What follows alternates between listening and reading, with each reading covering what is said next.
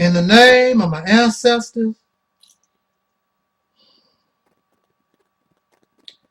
peace forever and always, and welcome to another edition of the Realities Temple on Earth Internet Ministry. Of course, I am the gatekeeper, the host of this particular program, known here on the internet as the mighty Angel Snow Number 7. I am your brother, and hopefully your friend, Talik Ibn Ra. I would like to raise the question, and the question being raised, and that is it possible? Is it possible to have an honest dialogue with white, I prefer to call them pink people? Is that possible? Some people could care less. I don't want no or any dialogue with these races. And when somebody says, I don't want anything to do with Caucasian people or pink people, you should understand instead of getting angry. The history, not only history, but many of us suffer personal injury, and we know that we suffer this injury due to the color of our skin. I myself, personally, I know for a fact that the only reason I was incarcerated as long as I was and treated the way that I was because of my skin color. I know that. You can't tell me different. The reason why Trayvon Martin has passed this life was because of his skin color. The young brother that was listening, or he wasn't actually listening to probably, or had anything to do with the loud music, but he ended up murdered because of the loud music, because of his skin color. And Sean Bell and Rekia Boyd and who knows how many others. And this is not to negate what some call black on black crime. It's real funny that Caucasian murderers and other people, as soon as you get on their case, they talk about, what about them black people killing black folks? This is not about the black folks killing black folks. This is about you. When you go to court and you and I can have the same exact charge, and they send me to jail for 10 years and let you go, and then I said, well, what about that guy? The judge going to tell you this is about you, not about him or her. We're talking about you and your actions. Don't try to distract the conversation by pointing to somebody else. Stop doing that. Accept responsibility and make proper choices. Ain't that what y'all tell me? But y'all want to run away. Oh, the Africans had something to do with the slave trade. That's the Africans. Whatever the Africans had to do with the slave trade, we're not talking about that. We're talking about what you did. Because if you didn't do what you done, then who were they going to trade with in the slave trade? It was because of you. We're talking about the United States of America. We're not talking about England. We're not talking about Poland, Iceland, Australia. We're talking about the United States of America. Stop using distraction tactics. Accept responsibility. And it is clear that you did not make proper choice. If you want to tell me that, then you should be able to accept that also. It's good enough for me, it's good enough for you. And whether you like it or not, since I'm supposed to make proper choices and accept responsibility, then I'm going to demand the same out of you too. But see, Caucasian people have a warped sense of reality. They don't think these things apply to them. They don't murder. They don't lie. They don't cheat. They don't steal. They live in some kind of fictional land, home of the brave, land of the free, all this fantasy fictional stuff. Then when somebody brings them the reality of who they are, they get upset. They really don't understand what you're talking about. Can't you see the halo over my head and the wings on my back? I'm a little angel. No, you're not an angel. So again, I ask the question, is it possible to have an honest dialogue with Caucasian pink people? There are some who prefer not to.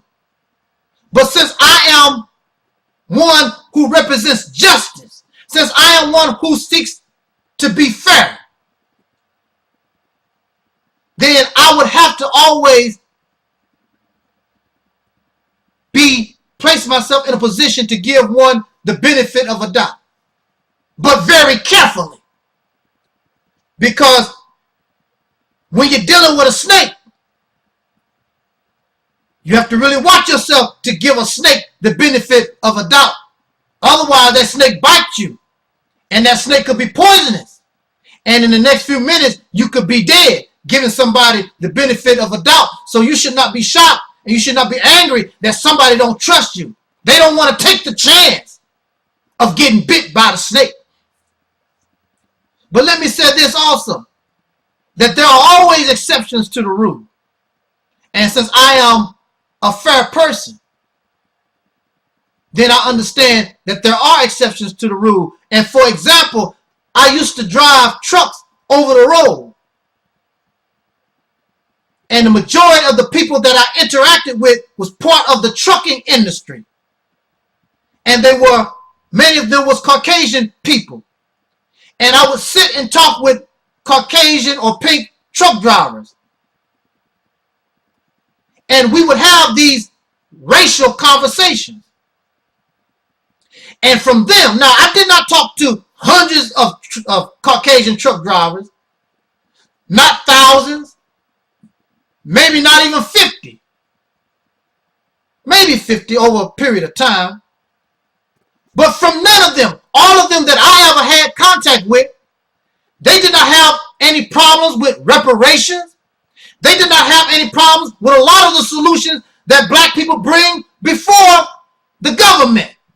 But these are regular, middle class, working people. When you're dealing with government, when you're dealing with a higher echelon of people, they think differently.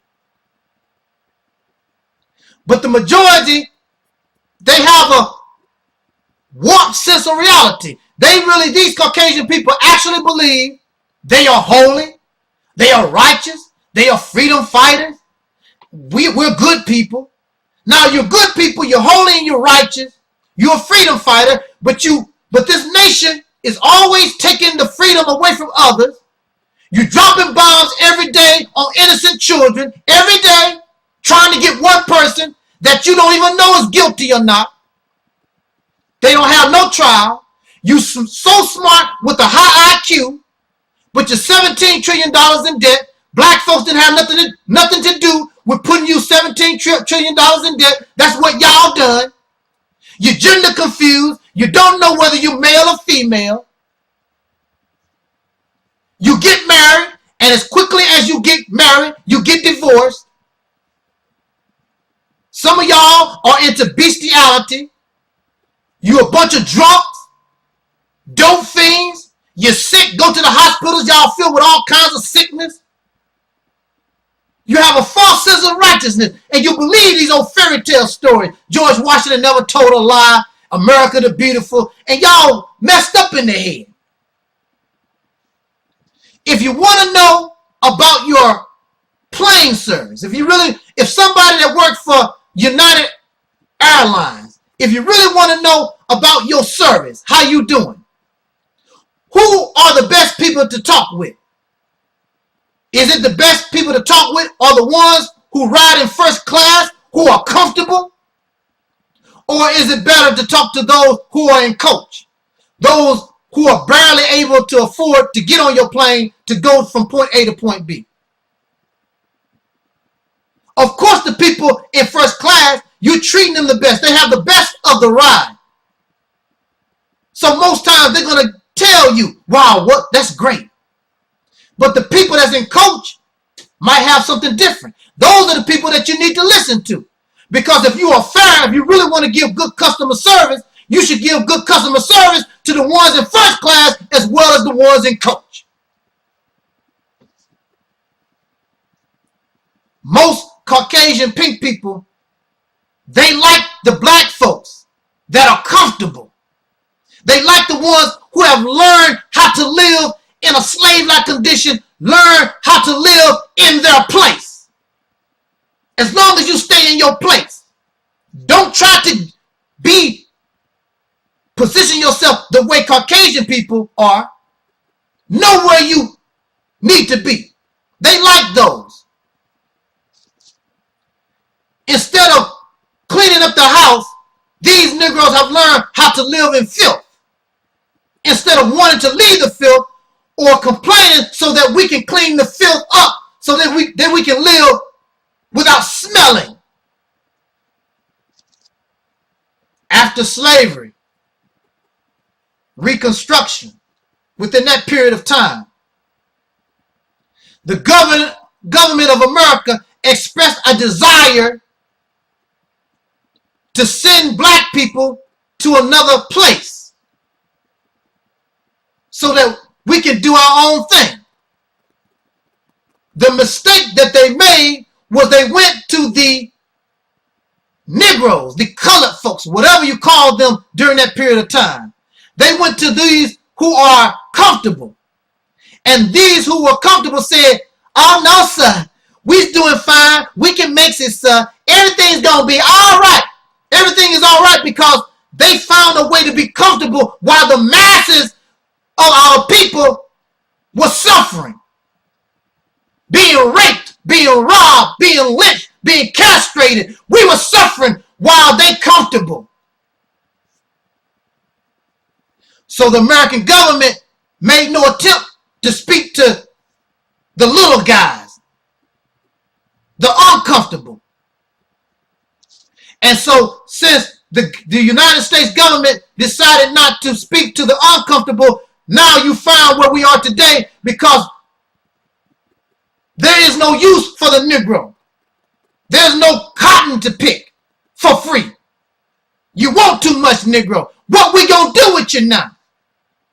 And so these dark European Sambo Uncle Tom kind of mentality, comfortable Negroes, they caused us to be in the condition, but y'all like them. They are the ones that causing you your problems right now. They did it, not people like me. I would be happy to take and advise and suggest to my people that we should go and separate and go to another place. It would have been better. But you lovey-dovey with Negroes, they are the ones that have caused all of this. They are the ones that have caused the lynching and the rapes and the castration and the suffering because you listen to these comfortable people when you should have been listening to the people that's in the coach.